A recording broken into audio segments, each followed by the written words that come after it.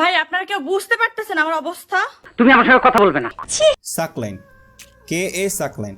পরিমণির সাথে কোনো সম্পর্ক না থাকার পরও 18 ঘন্টা কি করলো পরিমণি?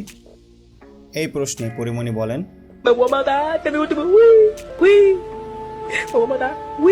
পরিমণি প্রথম আলোচনায় আসেন 9 জুন ঢাকা বোট ক্লাবের ব্যবসায়ী নাসির ধর্ষণ ও হত্যা চেষ্টা করেছেন এমন অভিযোগে। পরিমণির এমন অভিযোগের কারণে তখন তদন্তে দায়িত্ব পান ডিবি গুলশান বিভাগ।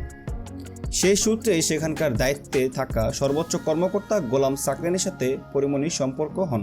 সম্প্রতি পরিমণির বাসায় মাদক ও ইয়াবা জব্দ ও পরিমণির গ্রেফতার হওয়ার পর সামনে আসে তাদের এই সম্পর্কের প্রসঙ্গ। এর আগেও পরিমণির সাথে সাকলাইনকে দেখা যায় একসাথে। সাকলাইনের সাথে কোনো সম্পর্ক না থাকার পরও 18 ঘন্টা কাটান পরিমণি তার সাথে।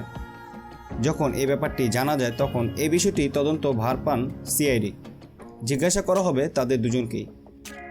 এছাড়াও পরিমণির ড্রাইভার এটা জানান যে সে গোয়েন্দা কর্মকর্তা, মানে সেই সাকলাইনের সাথে পরিমণি এর আগেও হাতির ঝিলে গাড়ি নিয়ে ঘোরাফেরা করেছেন।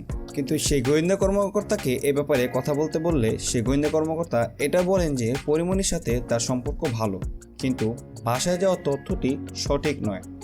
বর্তমানে কিছু সিসিটিভি ক্যামেরা ভিডিও দেখলে আমরা এটা বুঝতে পারি সাকলাইন মিথ্যা কথা বলছে। তাহলে কেন পরিমণির সাথে থাকা সম্পর্কে অস্বীকার করছেন এই গোয়েন্দা কর্মকর্তা? তো এই ব্যাপারটি বর্তমানে সিআইডি তদন্ত করছেন। যদি তাদের ভিতরে কোনো অনৈতিক সম্পর্ক প্রমাণ পায় তাহলে পরবর্তীতে এ ব্যাপারে অ্যাকশন নেওয়া হবে।